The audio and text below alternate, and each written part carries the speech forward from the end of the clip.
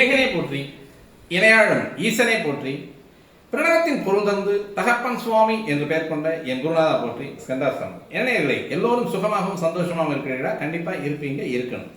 எல்லோருமே மனசுக்கு நிம்மதியை வாழ கற்றுக்கலாம். அதுவே வாழ்க்கையின் மிக அருமருந்து. நம்ம சுக்ரா ஆஸ்ட்ரோவே சேனல் உங்களை அன்போடு வரவேற்கிறது. இன்றைய பதிவில் நம்ம என்ன பார்க்க போறோம் அப்படின்னா, ஸ்திர லக்னங்களுக்கான பாதகஸ்தானங்கள். அந்த பாதகஸ்தானங்களை சொந்தம் கொண்ட கிரகங்கள் இது ரெண்டும் என்ன பண்ணும் அப்படிங்கிறது தான் நம்ம பார்க்க போறோம். அப்ப ஸ்திர லக்னங்கள் அப்படின்னா எது எது அப்படின்னு பார்த்தோம் அப்படின்னா, ரிஷபம், சிம்மம், விருச்சகம், கும்பம், இந்த 4 ராசிகளும் லக்னங்களாக அமையப்பெற்றவர்கள் ஸ்திர லக்னங்களை கொண்டவர்கள் அப்படின்னு சொல்லுவோம். இப்போ இந்த ஸ்திர லக்னங்கள் அப்படின்னு சொல்லக்கூடியது எது மாதிரியான ஒரு அமைப்பை கொண்டது, அதனுடைய குண பண்புகள் மாண்புகள் என்ன அப்படின்னு பார்த்தோம்னா, இது மற்றவங்களை வேலை வாங்கித்தான் பழக்கம். இந்த ஸ்திர லக்னங்களில் பிறந்தவங்களுக்கு பெருசாக இவங்க மற்றவங்களுக்கு வேலை செய்கிறதா இருக்கவே இருக்காது. அதான் அந்த மாதிரி காமிச்சுக்குவாங்க. ஆனால் இவங்க மற்றவங்களுக்கு வேலை செய்ய மாட்டாங்க. இவங்க தான் மற்றவங்க கிட்ட வேலை வாங்கக்கூடிய ஆட்கள் அப்படின்னு சொல்லக்கூடியதில் இது மேன்மை தங்கிய ஒரு பிறப்பாக ரிஷபம், சிம்மம், விருச்சகம், கும்ப லக்னக்காரங்க இருப்பாங்க. இவங்களுக்கு எல்லாமே நல்லா தான் இருக்கும், கை கால் எல்லாமே நல்லா தான் இருக்கும். ஆனால் மற்றவங்களை வேலை வாங்கணும் அப்படின்னு அது ஒரு டாமினேட் பர்சன் அப்படின்ற மாதிரி ஒரு விஷயம். அல்லது இவங்களுக்கு விரும்பி போய் அவங்க சிலர் இவங்க அணுகக்கூடியவர்கள் அல்லது இவங்களுக்கு நெருக்கமானவங்க இவங்களுக்கு கொஞ்சம் அந்த அன்பின் மூலமாக செய்யக்கூடிய வேலை அப்படின்ற மாதிரி, சரி பரவாயில்ல இப்போ இருந்தது போகிறாங்க நம்ம செஞ்சு கொடுத்துருவோம் அப்படின்ற மாதிரியான ஒரு அமைப்பில் அவங்க செஞ்சு கொடுப்பாங்க. அடுத்து இந்த ஸ்திர லக்னங்களுக்குடைய ஒரு அமைப்பு அப்படின்னு சொல்லக்கூடியதில் இது மாதிரியான ஒரு குணநலங்கள் உண்டு. எங்கேயும் பெருசாக வெளிநாடுகளுக்கு போய் அல்லது வெளியூர்களுக்கெல்லாம் போய் சம்பாதிக்க மாட்டாங்க. உட்கார்ந்த இடத்துல சம்பாதிக்கக்கூடிய ஆட்கள். அதனால அந்த திறமை அவங்களுக்கு நிறைய இருக்கு. அல்லது வெளியே போறாங்க அப்படின்ற மாதிரி இருந்ததுன்னா ஸ்திரமான சொத்துக்களை மிக அருமையாக நேர்த்தியாக சம்பாதிக்கக்கூடிய ஒரு அமைப்பும் உண்டு.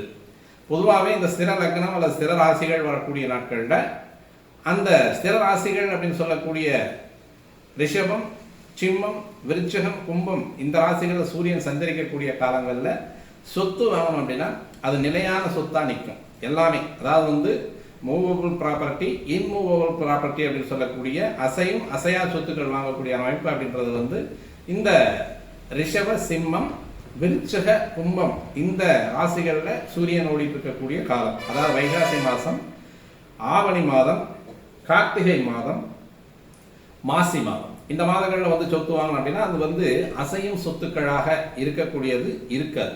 அதாவது இந்த சொத்து நமக்கு நிலையா இருக்கு, ஸ்திரமா இருக்கு, அது எங்கேயும் போகாது. அப்போ மற்றது இந்த பாதகம் அப்படின்னு சொல்லக்கூடியது என்ன, இந்த பாதகங்கள் எப்படி வருகின்றன, எப்படி விளைகின்றன. ஒரு லக்னத்துக்கு பாதகாதிபதி யார் அப்படின்னு பார்த்தோம்னா, இந்த ஸ்திர லக்னங்களுக்கு 9 ராசி அப்படின்னு சொல்லக்கூடியது பாதகத்தை செய்யக்கூடிய ராசி. அப்ப அந்த 9 ராசி மட்டும்தான் பாதகத்தை செய்யுமானா, அந்த 9 ராசிக்கான கிரகமும் பாதகத்தை செய்யும் அப்படின்றதுல இந்த பாதகம் அப்படின்னு சொல்லக்கூடிய அமைப்பு வரும். அப்ப இந்த பாதகம் அப்படின்னு சொல்லக்கூடியது என்ன அப்படின்னு பார்த்தோம் அப்படின்னா, வேற ஒன்றும் இல்லை, நம்பிக்கை மோசம், அவ்வளவுதான். கூடவே இருப்பாங்க, நல்லவங்களாவே நடிச்சுட்டு இருப்பாங்க, கடைசியில ஒரு வழியா அவங்களை முடிச்சு விட்டு போட்டு அவங்க வெளியே போயிட்டே இருப்பாங்க. இதுதான் பாதக செயல் அப்படின்னு சொல்லக்கூடியது. அதாவது மிக கடுமையான ஒரு விளைவுகளை சந்திக்கக்கூடிய அமைப்புக்கு நம்மளை நம்பினவங்களே நம்மளை இந்த கடுமையான விளைவுகளை சந்திக்கக்கூடிய நிலைமைக்கு கொண்டு போய் தள்ளி விட்டு போட்டு அவங்க வெளியே போயிட்டு பார்த்துட்டு போயிட்டே இருப்பாங்க. இது எப்படி பார்த்தோம் அப்படின்னா, ஒரு ரெஸ்பான்சிபிலிட்டி அத்தாரிட்டி, அதாவது ஒரு கம்பெனியை நடத்தக்கூடிய ஒரு ஓனர், அந்த ஓனர் அந்த கம்பெனி அந்த நிர்வாகத்திற்கு முழுமையான பொறுப்பாளி. இது 2 பக்கமே இருக்கு. அதாவது அவர்கிட்ட வேலை செய்யக்கூடிய அந்த வேலையாட்களுக்கும், அந்த கம்பெனியில வேலை செய்யக்கூடிய வேலையாட்களுக்கும் அவர் தான் பொறுப்பு, ஜவாபுதாரி. அந்த கம்பெனி எந்த விஷயமா சமூகத்தை நாடி அந்த வேலையை செய்தோ அந்த சமூகத்திற்கும் இவர் தான் பொறுப்பாளி. அப்ப இந்த சமூகத்தை நாடி செய்யக்கூடிய வேலை, ஒரு பிசினஸ் பண்றாரு, அந்த பிசினஸ்ல நிறைய கொள்முதல் போட்டு அல்லது மற்ற வாடிக்கையாளர்கள் இவங்களுக்கு கொள்முதல் போட்டு நிறைய இவங்களை ஒரு நம்பிக்கையான ஒரு விஷயத்தை செஞ்சுட்டு இருக்காரு. வாடிக்கையாளர்களுக்கு நம்பிக்கையான மனிதர் அப்படின்னு சொல்லி அவருடைய அந்த பிசினஸ்ல போயிட்டு இருக்காரு. அப்ப வாடிக்கையாளர்கள் நிறைய ஷேரை போடுறாங்க இவர்கிட்ட கொண்டு என்னுடைய பங்கு நிறைய பங்குகளை போடுறாங்கன்னு வச்சுக்கோமே. இந்த பங்குகளை காப்பாற்றி அதை பெருக்கி கொடுக்க வேண்டியது இவருடைய கடமை. இப்போ இது என்ன நடக்குது அப்படின்னா, இந்த பங்குகளை வந்து இவர் மட்டுமே வாங்கி இவர் மட்டுமே பெருக்கி கொடுக்க முடியாது. இப்போ இது இன்னும் பல பேர்த்துக்கு இதே வாடிக்கையாளர்கிட்ட வாங்கினது இன்னும் சில வாடிக்கையாளர்கள்ட்ட, அல்லது இந்த கம்பெனியில் இருக்கக்கூடிய அந்த வேலையாட்கள் வந்து மற்ற வாடிக்கையாளர்கள்ட்ட கொடுத்து அந்த பங்கு தொகையை வந்து அதிகரிக்க செய்யக்கூடிய, அதை வந்து லாபத்தை பெருக்கக்கூடிய வேலைகள் இருப்பாங்க இல்லையா, அவர் யாரை நம்பி அந்த பங்குகளை கொடுக்கிறாரோ, இல்லது அவர்கிட்ட வேலை செய்கிறவங்க வந்து அந்த பங்கு தொகை வந்து அதிகப்படுத்தி கொடுக்குற மாதிரி நடிச்சு கடைசியில் எல்லாத்தையும் லாஸ் பண்ணி இந்த ரெஸ்பான்சிபிலிட்டி அத்தாரிட்டி அப்படின்னு சொல்லக்கூடிய வந்து மற்றவங்ககிட்ட வாங்கினதுக்கு வந்து பதில் சொல்ல முடியாமல் தவிக்க வச்சுட்டு போகிறாங்க பார்த்தீங்களா. இவரை அதாவது வந்து இவர் நம்பிய இவர் வைத்த தொழிலாளிகள் அப்படின்னு சொல்லக்கூடியது, அதாவது வந்து எல்லா நஷ்டத்தையும் அவங்க செஞ்சுட்டு போயிடுவாங்க. ஆனால் பதில் சொல்ல வேண்டிய ஒரு அமைப்பு அப்படின்னு சொல்லக்கூடியது இந்த அந்த தொழில், அதாவது அந்த தொழிலை நடத்திய அந்த முதலாளி. இதுதான் வந்து அந்த பாதகத்தை செய்யக்கூடிய ஒரு அமைப்பு. நம்ம கிட்ட இருக்கிறவனே நம்ம குடிபெறிக்கிறதும், நம்ம நம்பினவங்களே நம்மளை குடிபெறிக்கிறதும், நம்மளை வந்து நம்புற மாதிரி ஒரு வேடிக்கையை காமிச்சு அதை வந்து ஒரு நாடகத்தை நடத்தி கடைசியில் நம்மளை வந்து மாட்டி விட்டு போகிறது, இது மாதிரியான ஒரு செயல்கள் அப்படின்றது வந்து பாதகத்தை சொல்லக்கூடியது, கொடும் பாதகத்தை சொல்லக்கூடிய ஒரு அமைப்பு அப்படின்னு சொல்லக்கூடிய அமைப்பு எல்லாம் வரக்கூடியது. அப்போ இந்த ஸ்திர ராசிகளுக்கு எது பாதகத்தை செய்யும் அப்படின்னா, 9வது ராசியும் 9வது ராசிக்குடைய கிரகமும் பாதகத்தை செய்யும் அப்படின்றது இந்த நிலைப்பாடு. ஆனால் இதில் ஒரு லூப் என்ன அப்படின்னு பார்த்தோம் அப்படின்னா, பொதுவாக இந்த ஸ்திர ராசிகளுக்கான அமைப்பு அப்படின்னு சொல்லக்கூடியது பாதகஸ்தானமாக இருந்தாலும் அந்த பாதகாதிபதிகள் அப்படின்னு சொல்லக்கூடிய பாதகஸ்தானத்திற்கான கிரகங்கள் இந்த கிரகங்களுக்கு நட்பு கிரகங்களாக வரும். அதாவது 2 பார்ட்டை பிரிக்கிற முடியாது. அருளணி பொருளணி அப்படின்னு சொல்லக்கூடிய அமைப்புல வந்து அந்த பொருளணி அப்படின்னு சொல்லக்கூடிய அமைப்புகளில் வர்றதுதான் இந்த ஸ்திர ராசிகளுக்கான பாதக ராசி அப்படின்னு சொல்லக்கூடிய பாதக ராசிகளின் ராசி அதிபர்கள் அப்படின்னு சொல்லக்கூடியது. இப்போ ரிஷப லக்னத்துக்கு பார்த்தோம் அப்படின்னா 9ஆம் இடம் அப்படின்னு சொல்லக்கூடியது மகர ராசியாக வரும்.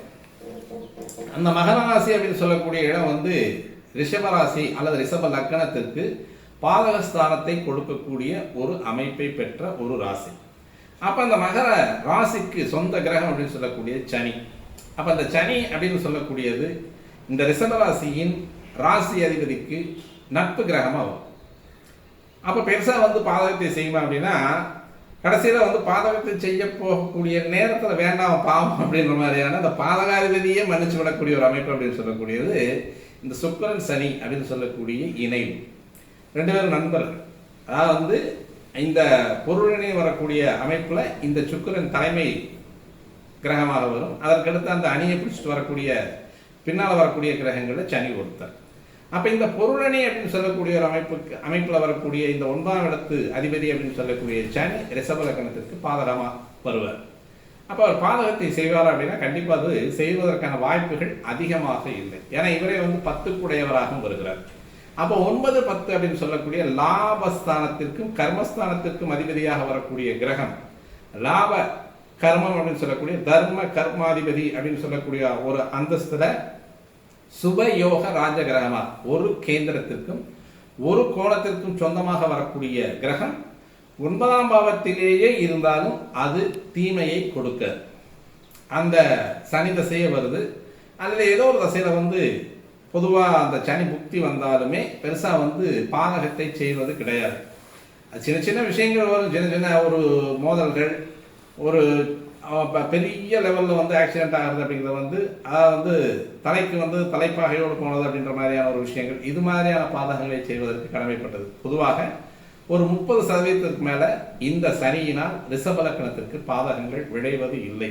காரணம் வந்து ஆனால் இது வந்து இன்னொரு விஷயம் இருக்கு. 10ல் உட்காந்துடுற 10ல் வந்து எந்த லக்னமாக இருந்தாலும் அந்த லக்னத்துக்கு 10ல் உட்காரக்கூடிய சனி இந்த காரகத்தை உடைய சனி அப்படின்னு சொல்லிடுவோம். அப்போ 10ஆம் இடம் அப்படின்னு சொல்லக்கூடிய மேசத்திற்கு 10ஆம் இடம் மகரத்திலேயோ, ரிஷபத்துக்கு 10ஆம் இடம் வந்து கும்பத்திலேயோ, மிதுனத்துக்கு 10ஆம் இடம் அப்படின்னு சொல்லக்கூடிய மீனத்திலேயோ, கடகத்துக்கு 10ஆம் இடம் அப்படின்னு சொல்லக்கூடிய மேஷத்திலேயோ, சிம்மத்துக்கு 10ஆம் இடம் அப்படின்னு சொல்லக்கூடிய ரிஷபத்திலேயோ, இது மாதிரி 10ஆம் இடம் அப்படின்னு சொல்லக்கூடிய கர்மஸ்தானத்தில் சனி உட்கார்ந்தார் அப்படின்னா இந்த ரிஷப லக்னமாகவே இருந்தாலும் பாதகஸ்தானாதிபதி பாதகஸ்தானம் ஆகிய 9ஆம் இடத்தில் இருக்கக்கூடிய அமைப்பில் செய்யக்கூடிய கெடுதலான பலன்களை காட்டிலும் 10ஆம் இடத்தில் அமரக்கூடிய சனின்றது வந்து அதிகமான கெடுதல் பண்ணிடுவார். காரணம் வந்து அது காரக கிரகம் அப்படின்ற ஒரு அமைப்பில் வர்றதுனால அந்த காரகத்தை கெடுத்து, அதாவது 10ஆம் இடம் சொல்லக்கூடிய தொழில் ஸ்தானத்தில் இருக்கக்கூடிய சனி அவர் செய்யக்கூடிய தொழிலை கெடுத்து, அதாவது வந்து இன்ன தொழில் தான் செய்யணுன்ற ஒரு ஐடென்டிஃபிகேஷன் தர மாட்டார். அவருக்கான ஒரு அடையாளத்தை தரக்கூடியது, ஒரு மனிதனுக்கான அடையாளத்தை தரக்கூடியது தொழில். அந்த தொழில் என்ன அப்படின்ற அடையாளத்தையே தர மறுக்கக்கூடிய ஒரு அமைப்புல வந்து 10ஆம் இடத்துல இருந்தால் அந்த பாதகத்தை செய்யக்கூடியவராக இருப்பார். பாதகஸ்தானாதிபதி பாதகத்தில் இருந்து பாதகத்தை செய்யாத ஒரு சனி 10ஆம் பாவத்தில் இருந்தால் ரிஷபலக்கணத்திற்கு அந்த பாதகத்தை செய்வதற்கு தவறுவதில்லை, அந்த கடமையிலிருந்து விலகுவதில்லை. அடுத்து பார்த்தோம்னா சிம்மம். சிம்மத்திற்கு 9ஆம் இடம் அப்படின்னு சொல்லக்கூடியது அந்த ராசி நாதன் என்று சொல்லக்கூடிய சூரியன் உச்சமாகக்கூடிய மேச வீடு. அப்ப அந்த மேசத்துல தான் போய் இந்த சூரியன் உச்சமாகிறது.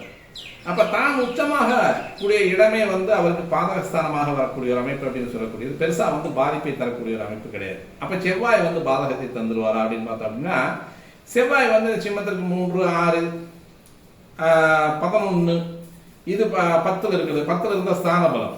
அப்ப பாதகாதிபதி 10 இருக்கக்கூடிய ஒரு அமைப்பு அப்படின்றது வந்து ஸ்தான பலம். வெளிநாடுகளில் வேலை, நல்ல பெயர் புகழ் அந்தஸ்து தரக்கூடியது. அதாவது வந்து ஒரு அக்மார்க்ல அவங்க செய்யக்கூடியது, ட்ரேட்மார்க்ல செய்யக்கூடிய வேலைகள் எல்லாம் பாதகாதிபதி 10 இருந்தா செஞ்சு கொடுப்பார் சிம்ம லக்னத்துக்கு. அதே மாதிரி 9ஆம் இடத்துல போயிட்டு இந்த லக்னாதிபதி போய் உட்கார்றார், மேச ராசிரியா உட்கார்றார். சிம்ம லக்னத்திற்கு லக்னாதிபதி 9ஆம் இடத்துல உட்கார்ந்து உச்சமாகிறார். அந்த கிரகம் செவ்வாய் சிம்ம ராசியில் அமர்ந்தால் இது வந்து பரிவர்த்தனையில வரக்கூடிய ஒரு அமைப்பு. இப்ப இந்த சிம்ம ராசிக்கான சூரியனும் மேச ராசிக்கான செவ்வாயும் நண்பர்கள். இப்ப இந்த நட்பு வட்டாரங்கள் இருக்கக்கூடிய கிரகங்கள் வந்து அதிகமாக அரிதாக பாதகத்தை செய்வது கிடையாது.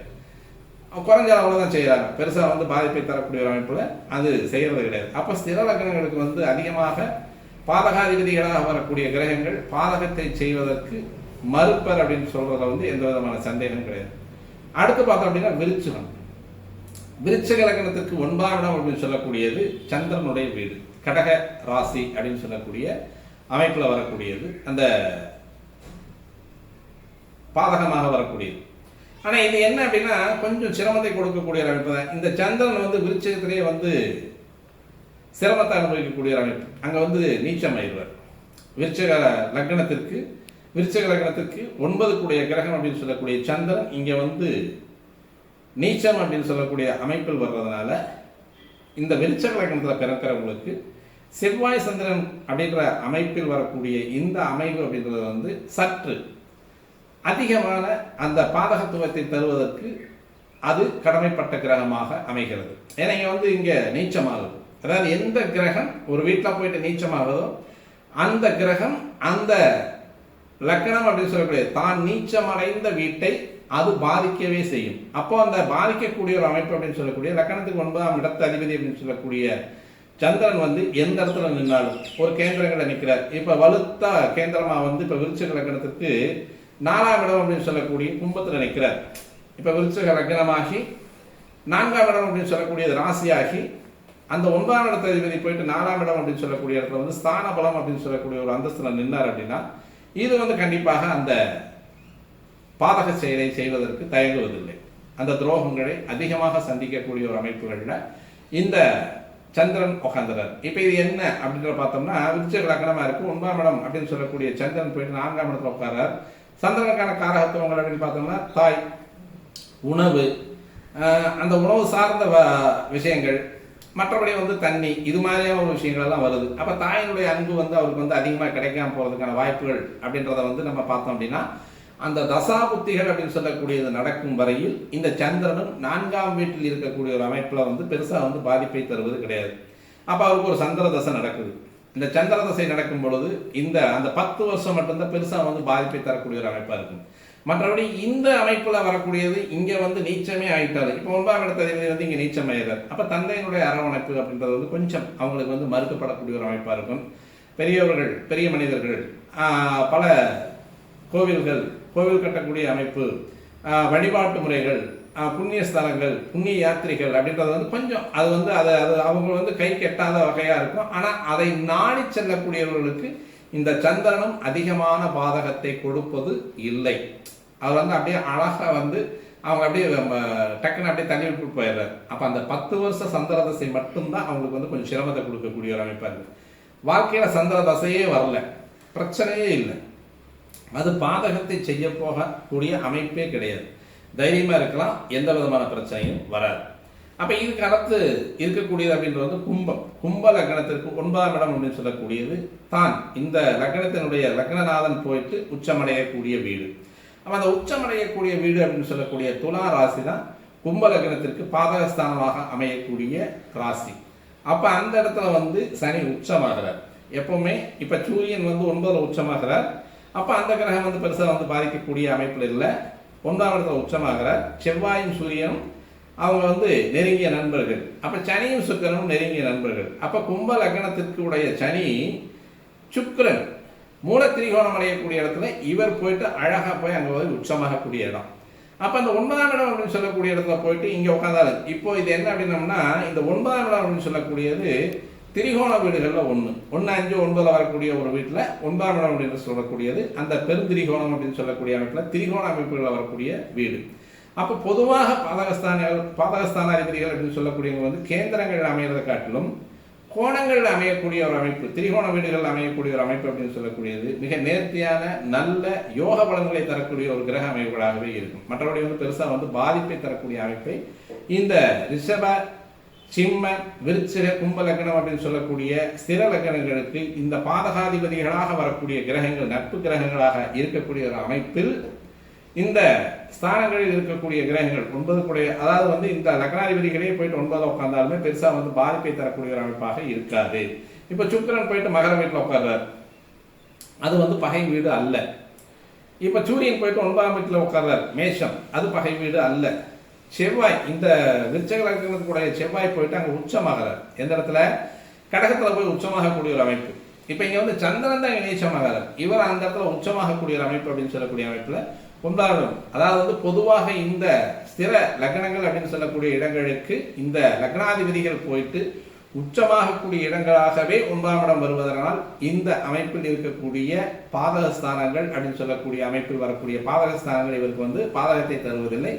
பாதகஸ்தானாதிபதிகளும் பாதகத்தை தருவதில்லை, விருச்சிக லக்னத்தை தவிர. மற்ற 3 லக்னங்களுக்குமே எந்த விதமான இடையூறுகளும் இல்லாத ஒரு விஷயமாக இருக்கக்கூடிய அமைப்பு. ஏன்னா சுக்கிரன் வந்து கும்பத்துல வந்து நீச்சமடைகிறது கிடையாது, சூரியன் போயிட்டு மேஷத்துல நீச்சம் அடைகிறது கிடையாது, சனி போயிட்டு துலாத்துல நீச்சம் அடைகிறது கிடையாது, செவ்வாய் போயிட்டு அங்க கடகத்துல வந்து நீச்சம் அடைகிறது கிடையாது. அதனால வந்து இந்த கிரகங்கள் உச்சமடையக்கூடிய வீடுகள் இங்க வந்து 9ஆம் இடமாக வரக்கூடிய அமைப்பில் பாதகஸ்தானங்களாக வரக்கூடிய அமைப்பில் இந்த 9ஆம் இடத்திலேயே போய் இந்த கிரகங்கள் உட்கார்ந்தாலும் அல்லது 9ஆம் இடத்ததிபதி அந்த இடத்துலயே உட்கார்ந்தாலும் பெருசா வந்து இந்த பாதகஸ்தானாதிபதிகள் அல்லது பாதகஸ்தானம் என்று சொல்லப்படக்கூடிய 9ஆம் இடம் அப்படின்றது வந்து இவங்களுக்கு பெருசா வந்து பாதிப்பை தருவது கிடையாது. இதுல என்ன பிரச்சனை அப்படின்னா, ஒவ்வொரு இடத்துல வரக்கூடிய ஒரு சிரமங்கள் தரக்கூடிய ஒரு அமைப்பு அப்படின்னு சொல்லக்கூடியது கும்ப லக்னத்திற்கு சனியினுடைய தசை அப்படின்றது வந்து செவ்வாய் புத்தி வந்துன்னா கொஞ்சம் சிரமத்தை கொடுக்கும். அது மட்டும் கொஞ்சம் ஜாக்கிரதையா இருந்துக்கணும். அதே மாதிரி வந்து இந்த ரிஷப லக்னத்திற்கு சுக்கிரனுடைய வீடு, சுக்கிரனுடைய லக்னாதிபதி அப்படின்னு சொல்லக்கூடிய சுக்கிரனுடைய தசை நடந்துட்டு இருக்கும்போது சனி புத்தி வந்து கொஞ்சம் பார்த்து நடந்துக்கணும். இது அப்படியே வந்து அந்த பாதகத்தை செய்யக்கூடிய ஒரு அமைப்பு அப்படின்றது வந்து ஆப்போசிட்ல வரக்கூடியது. அதாவது கும்ப லக்னத்திற்கு சனி தசை நடக்கும் பொழுது சுக்கிர புத்தியில பார்த்து வந்து கொஞ்சம் சிரமத்தை தரக்கூடிய ஒரு அமைப்பா இருக்கும். அது வந்து கொஞ்சம் சிரமத்தான் கொடுக்கும். அதாவது செவ்வாய் புத்தியும் வந்து கொஞ்சம் சிரமத்தை கொடுக்கும், சுக்கிர புத்தியும் கொஞ்சம் சிரமத்தை கொடுக்கும். அது வந்து கொஞ்சம் பார்த்து கவனமா இருந்துக்கணும். ரிஷப லக்னத்திற்கு அந்த லக்னாதிபதியினுடைய தசை நடந்துட்டு இருக்கும் பொழுது, இந்த சுக்கிர தசை நடந்துட்டு இருக்கும் போது இருக்கக்கூடியது சனி புத்தி வந்து கொஞ்சம் ஜாக்கிரதையா இருக்கும். அதே மாதிரி சிம்ம லக்னத்திற்கு சிம்ம லக்னநாதன் அப்படின்னு சொல்லக்கூடிய சூரியனுடைய தசை நடந்துட்டு இருக்கு அப்படின்னா சுக்கிர புத்தியில வந்து கொஞ்சம் ஜாக்கிரதையா இருக்கணும். அடுத்து வந்து செவ்வாய் தசை நடந்துட்டு இருக்கு, இட் மீன் இந்த விருச்சிக லக்னக்காரங்களுக்கு வந்து செவ்வாய் தசை நடந்துட்டு இருக்கு அப்படின்னா அந்த செவ்வாய் தசை நடக்கக்கூடிய ஒரு அமைப்பு அப்படின்றது வந்து புதன் புத்தி வந்து கொஞ்சம் ஜாக்கிரதையா இருக்கணும். மற்றபடி வந்து வேற பெருசா வந்து இந்த பாதிப்பு அப்படின்னு சொல்லக்கூடியது பாதக ராசிகள் அப்படின்னு சொல்லக்கூடிய ராசிகளினாலோ பாதகாதிபதிகள் அப்படின்னு சொல்லக்கூடிய பாதக ஸ்தானாதிபதிகளாலோ பெருசா இந்த ஸ்திர லக்னக்காரங்களுக்கு பாதிப்புகள் அதிகமாக வருவதில்லை அப்படின்றத நம்ம சொல்லி நம்ம இந்த வீடியோ முடிச்சுக்கலாம். மீண்டும் நல்லதொரு பதிவோடு உங்களை சந்திக்க வருகிறேன். நன்றி, வணக்கம்.